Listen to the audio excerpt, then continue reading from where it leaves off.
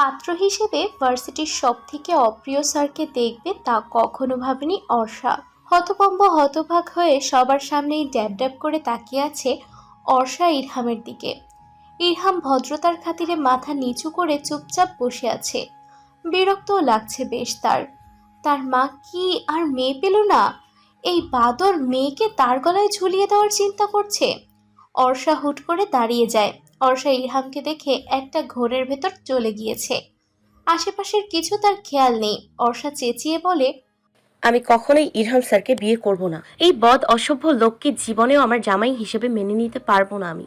অর্ষার এমন ব্যবহারে ড্রয়িং রুমে উপস্থিত থাকা প্রতিটা মানুষ হতভম্ব হয়ে যায়। সবাই একে অপরের দিকে তাকাতাকি করছে। ইরহাম নিজেও লজ্জা পেয়ে যায়। সে কখনো ভাবেনি তাকে এমন পরিস্থিতিতে পড়তে হবে কোনোদিন। রাগও হচ্ছে প্রচুর। অর্ষার হুঁশ ফেরেও কোথায় কি বলে ফেলেছে।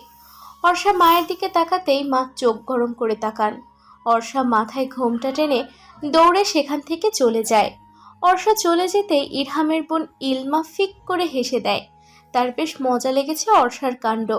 ইরহামের মা আয়রা শেখ হেসে ফেলেন অর্ষার কাণ্ডে। তার অর্ষাকে ভীষণ পছন্দ হয়েছে। এই মেয়েই পারবে তার নাছোড়বান্দা বদমেজাজি রাগী ছেলেকে ঠিক করতে। আয়রা শেখ পরিবেশ ঠিক করতে বলে, অর্ষামা বেশ দুষ্টু, কিন্তু আমার ভীষণ পছন্দ হয়েছে অর্ষামাকে। এমন একটা মেয়েই খুঁজতেছিলাম আমি।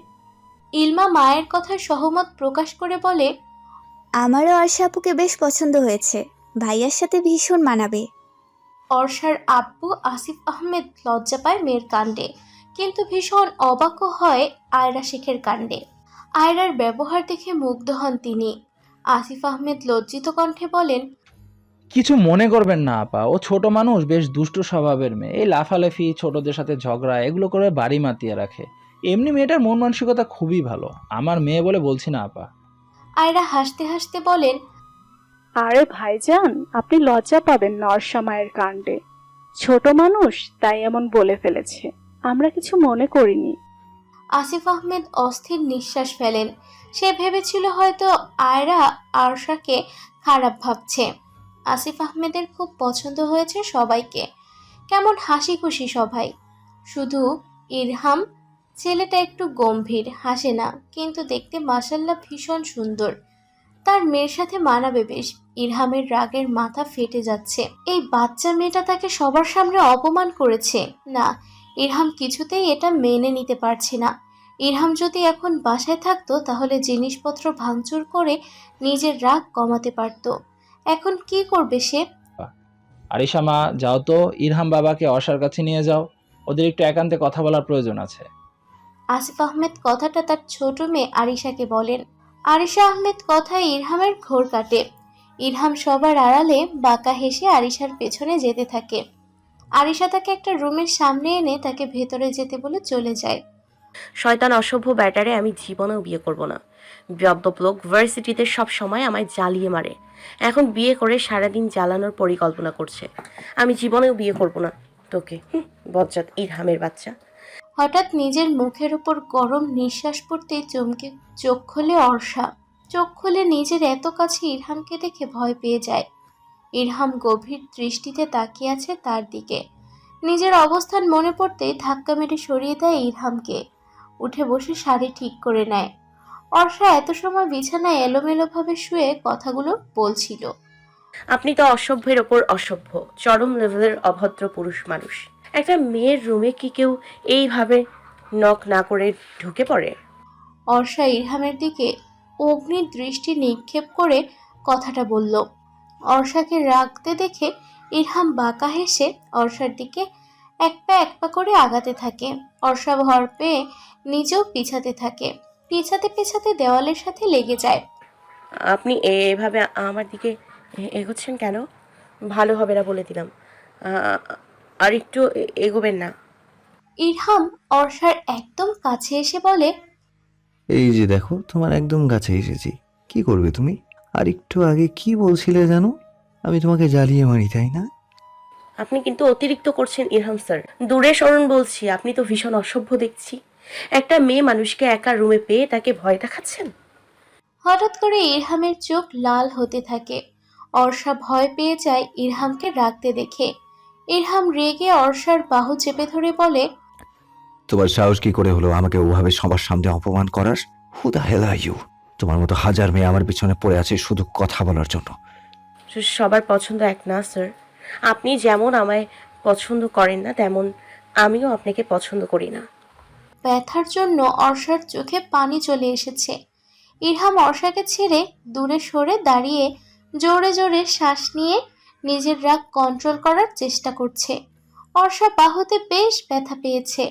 চোখ মুছে বলে, শয়তান বেটা, ছাগলের 5 নাম্বার পোলা, রাম ছাগল, বদমেজাজি, উগান্ডার হাতি। আমার মতো কিউট মাইয়ারে ব্যথা দেওয়া না, তোর কপালে বউ জুটবে না। হাহ, বেটা পচ্চাত। অর্ষা কি বলছে তা মাথায় আসতে ভয়ে ভয়ে ইরহামের দিকে তাকায়। ইরহাম কেমন শান্ত দৃষ্টিতে তাকিয়ে আছে তার দিকে। অর্ষা মাথা নিচু করে নেয়। ইরহাম বেরিয়ে যায় রুম থেকে। ইরহাম বের হতেই অর্ষা বলে, আমাকে এই অর্ষাকে বিয়ে করতে চাইছেন স্যার? এখন আপনার সাথে কি কি হয় শুধু দেখতে থাকুন। আপনি অনেক জ্বালিয়েছেন আমায়, এখন আমার পালা, অসভ্য পুরুষ মানুষ। বাসায় আসতেই ইরহাম নিজের রুমের জিনিসপত্র ভাঙচুর করছে। নিচে বসে ইরহামের বাবা ইশফাক চৌধুরী তা শুনে আয়রাকে বলেন, হঠাৎ এই নবাবজাদার রাগ উঠল কেন? মেয়ে কি তার পছন্দ হয়নি নাকি? তুমি কিছু বলছো আয়রা? আয়রা কফি খাচ্ছিল। ইশফাক চৌধুরীর কথায় হাসতে হাসতে বলেন, আর বলো না, মেয়েটা তোমার ছেলের ভার্সিটির সেকেন্ড ইয়ারের ছাত্রী। বেশ দেখতে মেয়েটা। তোমার ছেলেকে টাইট করার জন্য এই মেয়ে একাই যথেষ্ট।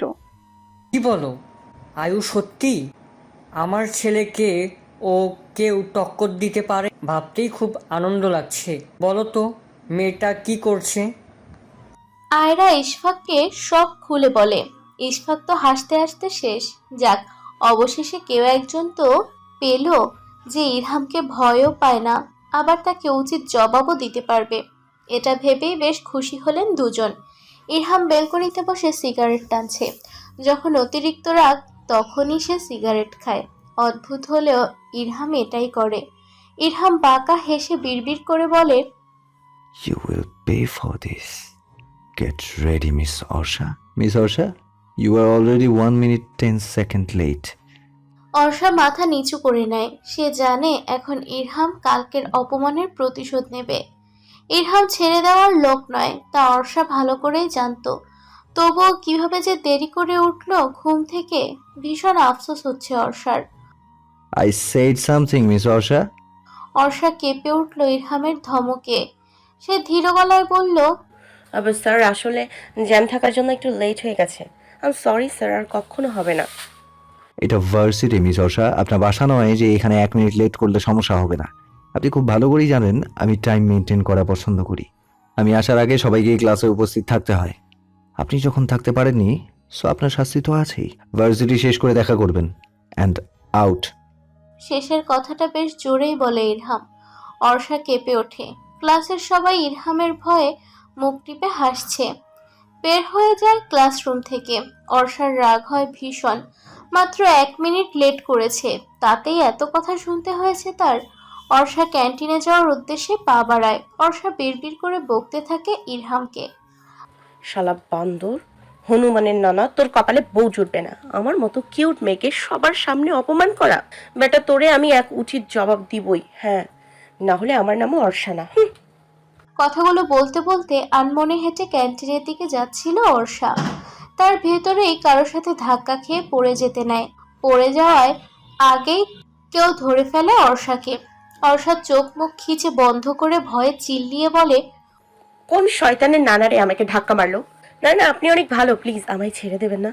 পড়লে আমার কোমর ভেঙে যাবে। আমার নাতি নাতনিরা আমাকে ভাঙা কোমরওয়ালা নানিমা বলে ডাকবে।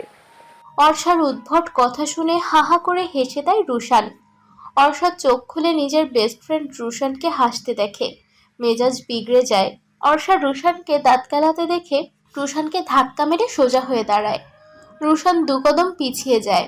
নিজেকে স্বাভাবিক করে বলে, ওই শেওড়া গাছের পেতনি, তোরে ধরে বাঁচাইলাম আমি, আর তুই আমাকে ধাক্কা মারছিস? বেয়াদব মাইয়া, মানুষের সাহায্য করতে নেই। তুই থামবি রুসাইনা? মেজাজ এমনিতেই কালকে থেকে বিগড়ে আছে, এখন তুই আর বিগড়াস না। রুশান কৌতূহল নিয়ে জিজ্ঞেস করে, কেন দোস্ত, তোর আবার কি হইল কি? কালকে তো নাচতে নাচতে পাত্রপক্ষের সামনে গেলি, আমারে ভুলেই গেছিলি, মনে আছে আমার? ফোন দিয়েছিলাম, ধরিসনি।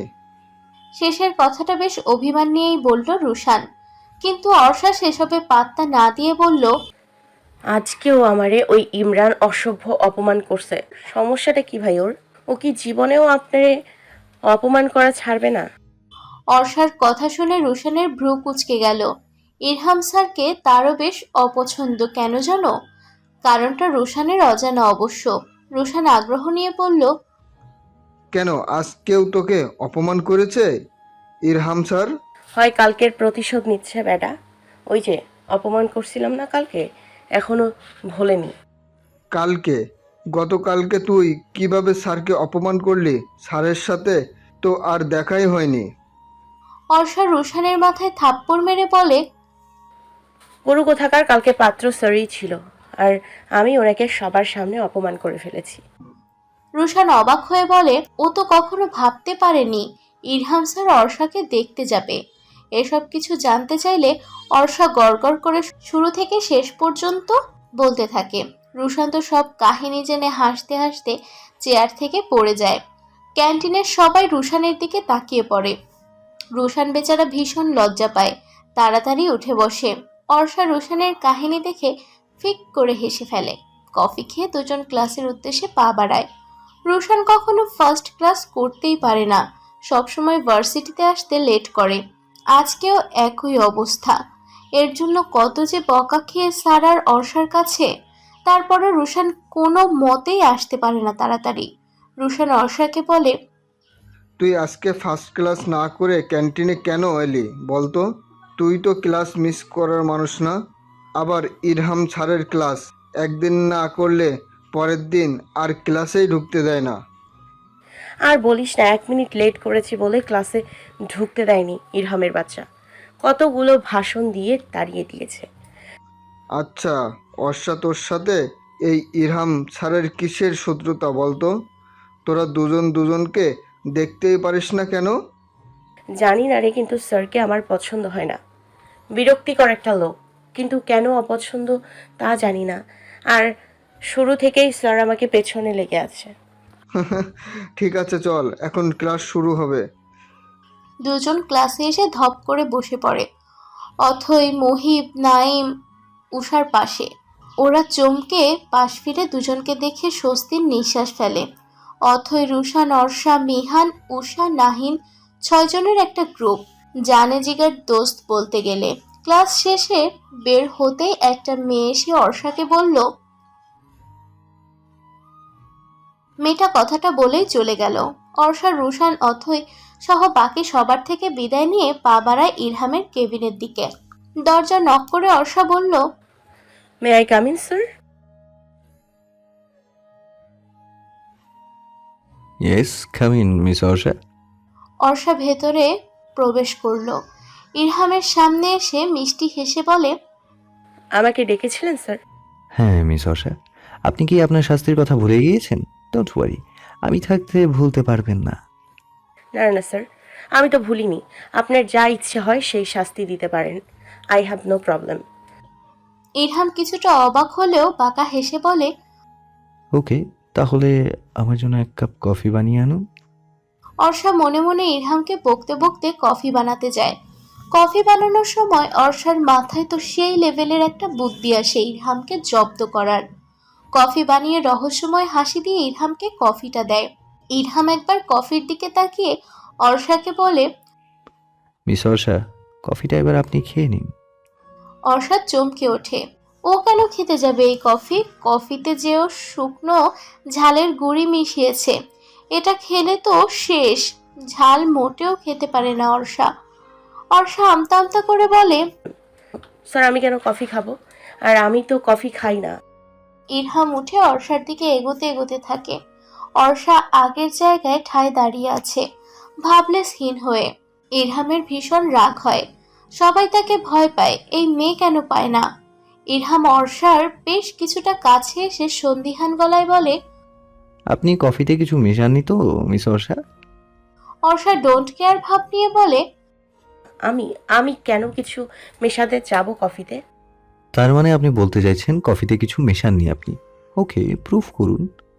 অর্ষা প্রুভের কথা শুনে কিছুটা ভয় পেলেও নিজেকে ইরহামের সামনে স্বাভাবিক রেখে বলে, আশ্চর্য, প্রুফ কিভাবে করব আমি এখন? উম, এটা আপনি খেয়ে প্রুফ করে দিন যে এটাতে কিছু নেই, তাহলেই হবে মিস অর্ষা। অর্ষার ফোন বেজে ওঠে তখনই। অর্ষা মনে মনে আল্লাহকে আর যে ফোন করেছে তাকে অসংখ্য ধন্যবাদ দেয়। অর্ষা ইরহামের দিকে তাকাতেই দেখল তার বিরক্তি হওয়া মুখশ্রী। অর্ষা ফোনের দিকে তাকাতেই আম্মু লেখা ভেসে উঠল। অর্ষা মুচকি হেসে ফোন রিসিভ করে বলল, আসসালামু আলাইকুম আম্মু, বলো। ওপাশ থেকে অর্ষার আম্মু ইরিনা বেগম সালামের উত্তর দিয়ে মেয়েকে ধমক দিয়ে বললেন, কটা বাজে খেয়াল আছে তোর? বাড়িতে আসছিস না কেন? সরি আম্মু, আমি এক্ষুনি আসছি। ফোন কেটে দিয়ে ইরহামের দিকে তাকিয়ে ইনোসেন্ট ফেস করে বলে, স্যার আমি আসি তাহলে, আম্মু ফোন দিয়েছে, বাসায় যেতেই হবে। কথাটা বলে চেয়ারে থাকা ব্যাগটা কাঁধে তুলে বেরিয়ে যায় অর্ষা ইরহামের কেবিন থেকে। ইরহাম রেগে কফির মগটা আছাড় মারে। একটা বার অনুমতি নেওয়ার প্রয়োজন মনে করল না, বেয়াদব মেয়ে। ইরহাম নিজের উপরে বিরক্ত হয় নিজের কাজে। এই মেয়েটার সাথে দেখা হওয়ার পর থেকে ইরহামের রাগটা আগের তুলনায় বেড়েছে। কন্ট্রোল করতে ভীষণ কষ্ট হয়। আজকে না হয় বেঁচে গেলেন miss Orsha, but next time বাঁচার অপশন আমি রাখবো না। অর্ষা বাইরে আসতেই দেখে রুশান বাইক নিয়ে দাঁড়িয়ে আছে। রুশান বাইকে হেলান দিয়ে ফোন টিপছিল। অর্ষা এসে ধাক্কা মেরে বলে, ঢং দেখে বাঁচি না বাপু, এমন ভাব ধরিস মাঝে মাঝে যেন তুই শাহরুখ খান বা সালমান খান, কিন্তু বিশ্বাস কর তুই হিরো আলমের লাইট ভার্সন ভাই। রুশান রেগে মেগে ফায়ার হয়ে যায়। ও ফোন পকেটে ঢুকিয়ে অর্ষার দিকে তেড়ে গিয়ে বলে, তুই নিজে কি হ্যাঁ শাকচুন্নি কোথাকার, শেওড়া গাছের পেতনি, আবার আমারে কইতে আসিস আমি নাকি হিরো আলমের লাইট ভার্সন? অর্ষা খিলখিল করে হেসে দিল। হাতের চুড়িগুলো শব্দ করে বাজতে হাত নাড়ানোর ফলে অর্ষা রুশানকে টিটকারি মেরে বলে, তুই নিজেই তো স্বীকার করলি যে তুই হিরো আলমের লাইট ভার্সন, তাই না আমার 1 মাসের ছোট চাচাতো ভাই? অর্ষার শেষের কথা শুনে রুশানের মেজাজ গরম হয়ে যায়। ও কিছুতেই মানতে চায় না অর্ষার থেকেও ছোট। অর্ষা সারা দিন এই নিয়ে খোঁটা দেয়। রুশান অর্ষার চুল টেনে ধরে বলে, অর্ষা শেওড়া গাছের পেতনি, আমি তোর থেকে মোটেও ছোট না।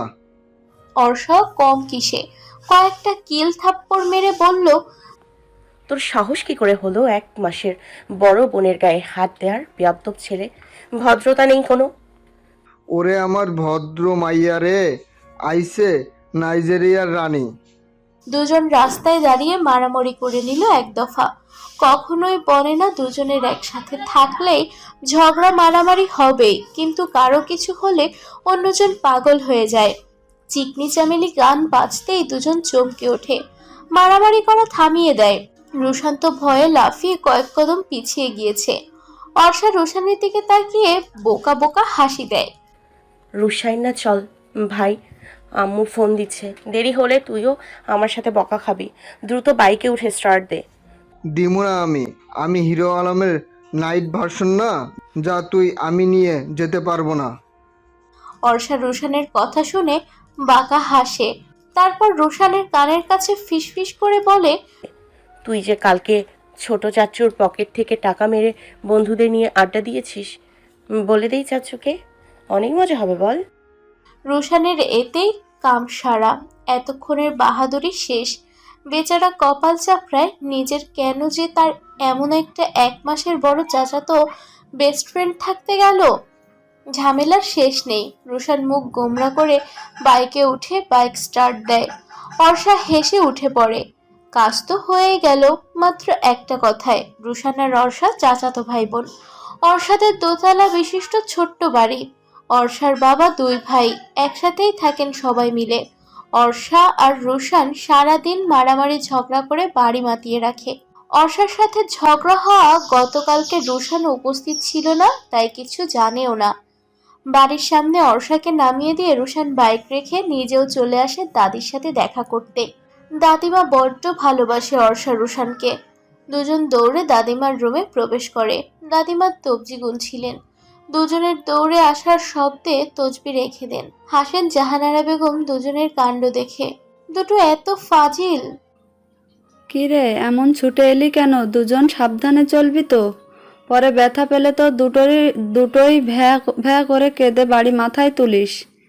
অর্ষা জাহানারা বেগমের পাশে বসে বলেন, উফ, বুড়ি তুমি এত কথা কও কেন? বেশি কথা বলে কিন্তু সতীন আসবে ঘরে, মনে রেখো।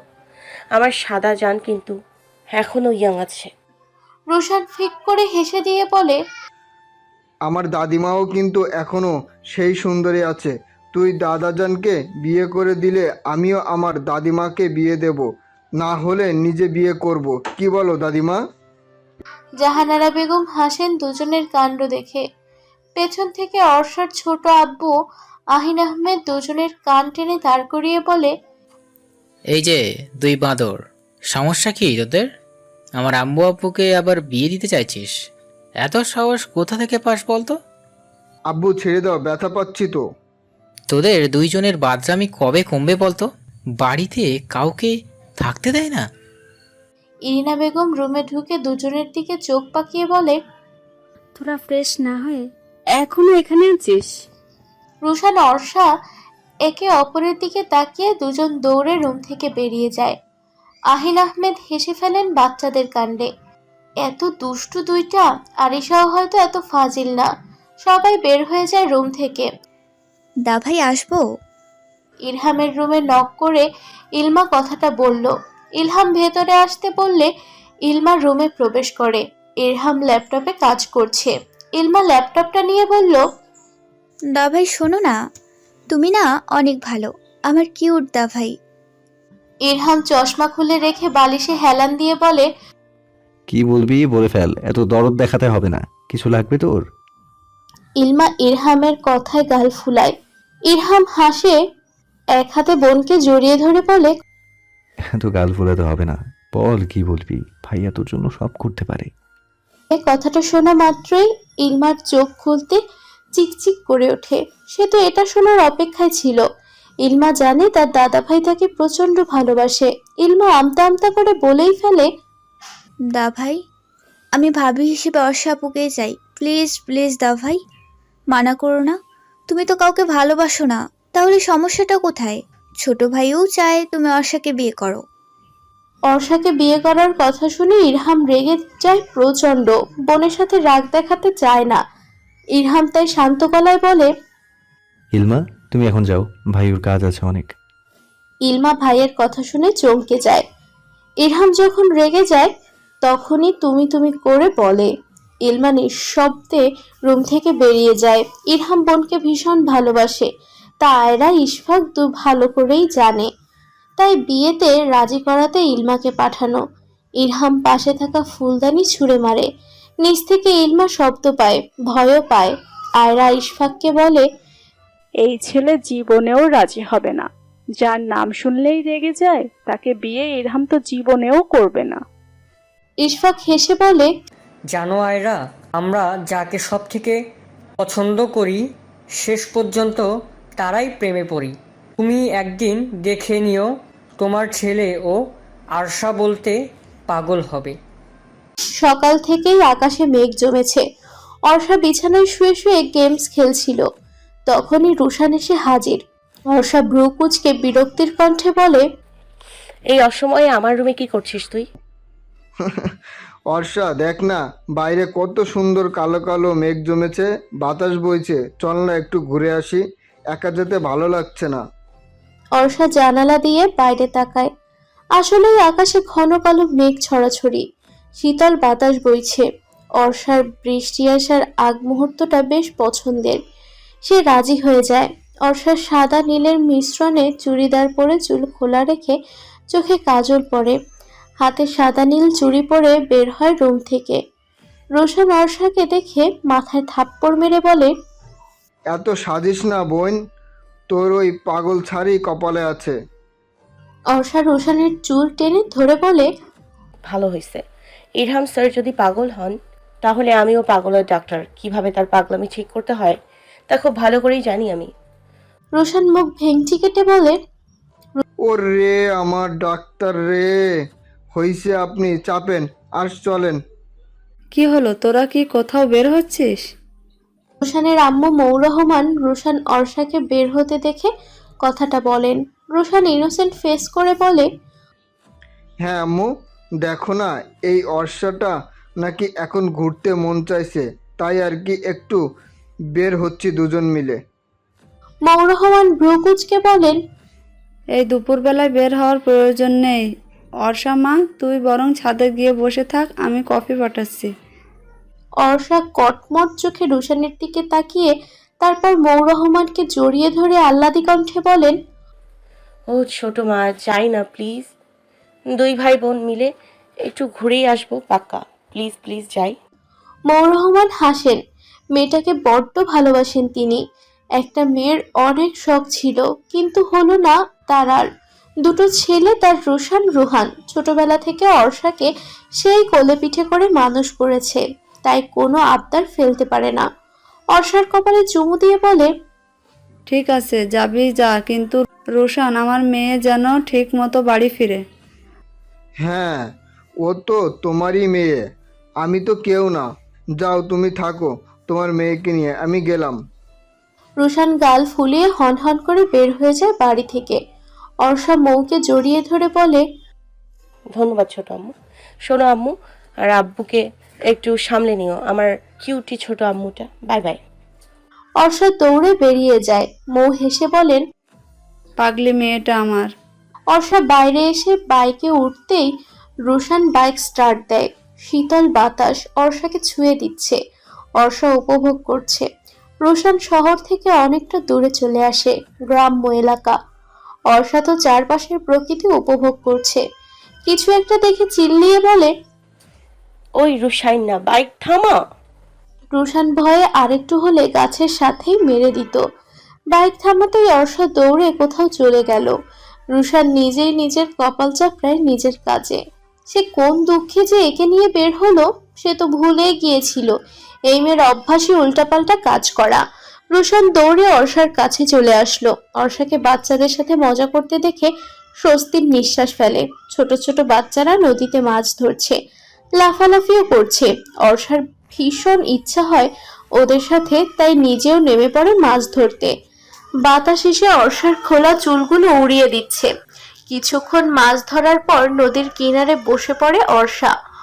রোশানও পাশে এসে বসে পড়ে। অর্ষা কিছু সময় বিশ্রাম নিয়ে ধান ক্ষেতের কাছে আসে। বাতাসে ধানগুলো মিয়ে পড়ছে। অর্ষা দৌড়াদৌড়ি করছে আর রোশানও। তারপর দুজন আবার কিছুক্ষণ বসে। ছোট ছেলে মেয়েদের কাছ থেকে জানতে পারে সামনে কিছু দূরে মেলা বসেছে। অর্ষা লাফাতে লাফাতে রোশানকে বলে, রুশাইন না, চল চল, মেলা থেকে ঘুরে আসি, অনেকগুলো চুড়ি কিনবো, চল না। তোর না ঝুড়ি ঝুড়ি চুড়ি আছে, তুই আবারও চুড়ি কিনবি? এত চুড়ি দিয়ে কি করবি তুই? রোশান বেশ বিরক্ত হয়ে কথাটা বলে। চুরি ছাড়া এক মিনিটও চলতে পারে না এই মেয়ে। এত চুরি পছন্দ। মাঝে মাঝে রোশান চুরি কেনার ঠেলায় বিরক্ত হয়ে যায়। অর্ষা রোশানের কথা শুনে ওকে কিল মেরে বলে, আমার চুড়ি লাগবে, তা ওই মেলার চুড়ি। না নিয়ে গেলে থাক, আমি যাচ্ছি। অর্ষা রাগ করে হাঁটা দেয়। রোশান হতাশ হয়। বাইক নিয়ে অর্ষার কাছে এসে বলে, ওট, হুট করে বৃষ্টি আসতে পারে, তোকে মেলায় ঘুরিয়ে সোজা বাড়ি যাব। অর্ষা আকাশের দিকে তাকিয়ে দেখে আসলেই আকাশের অবস্থা তেমন ভালো না। সে উঠে বসে। রোশান যেই রাস্তা দিয়ে যাচ্ছে তা এত সুন্দর যা অর্ষা বলে বোঝাতে পারবে না। বিলের মাঝে রাস্তাটা। আকাশে কালো মেঘ ভেসে বেড়াচ্ছে। বিলের ভেতরে নৌকা নিয়ে অনেকে ঘুরে বেড়াচ্ছে। অর্ষা মুগ্ধ নয়নে তাকিয়ে দেখে সব। তার ইচ্ছে করছে প্রকৃতির মাঝেই ডুব দিতে। গ্রামটা এত সুন্দর যে অর্ষা সবকিছু ছবি তুলে ফোনে স্মৃতি হিসেবে রেখে দেয়। সেও আজ গ্রামের অপরূপ সৌন্দর্যে হারিয়ে আছে। মেলার সামনে এসে দুজন নেমে ভেতরে ঢোকে। রোশান অর্ষার হাত ধরে নেয়। মাঝে মাঝে সে ভাবে অর্ষা বড় হলেও সে অর্ষাকে বড় ভাইয়ের মতো আগলে রাখছে। দুজন মেলায় কিছুক্ষণ ঘুরে অর্ষা চুড়ির দোকানে ঢোকে। লাল, গোলাপি, কালো, হলুদ, সবুজ রঙের 5 জোড়া চুড়ি কিনে নেয়। রোশান বিরক্ত হয়। কিছু বলতেও পারবে না। কিছু বলতে গেলেই মায়ের ফ্রি। অর্ষা চুড়ি কিনতে পেরে বেশ খুশি। তা তার মুখ দেখেই বোঝা যাচ্ছে। দুই ভাই বোন কিছুক্ষণ মেলায় ঘুরে বাড়ির উদ্দেশ্যে বের হয়। ইরহাম ছুটির দিনে নিজে একা বের হয় ঘুরতে। শুক্রবার দিনটায় সে নিজের প্রিয় জায়গায় যায়। জ্যামে আটকে থাকার কারণে গাড়িতে বসে বিরক্ত হচ্ছিল ইরহাম। বিরক্ত নিয়ে বাইরে তাকাতেই বিরক্ত হওয়া হয়ে একরাশ মুগ্ধতার ভালো লাগা ভিড় করে মনের আঙিনায়। ইরহাম দূরে চুল খোলা এক নারীর দিকে এক দৃষ্টিতে তাকিয়ে আছে। ইরহামের অদ্ভুত এক অনুভূতি হয়। মেয়েটা পেছনে ফিরে একটা ছোট মেয়ের সাথে কথা বলছে, চুলগুলো বাতাসে উঠছে, হাত নাড়ানোর ফলে চুড়িগুলোও নড়ছে। মুখে মাস্ক পরার কারণে চোখগুলো কয়েক সেকেন্ড দেখার সৌভাগ্য হয় ইরহামের। ভালো করে দেখবে তার আগেই গাড়ি চলতে শুরু করে। আগে তো এমন অনুভূতি হয়নি। কে তুমি মেয়ে? এক দেখাতেই আমার হৃদয়ে ঝড় তুলে দিলে মেয়ে তুমি।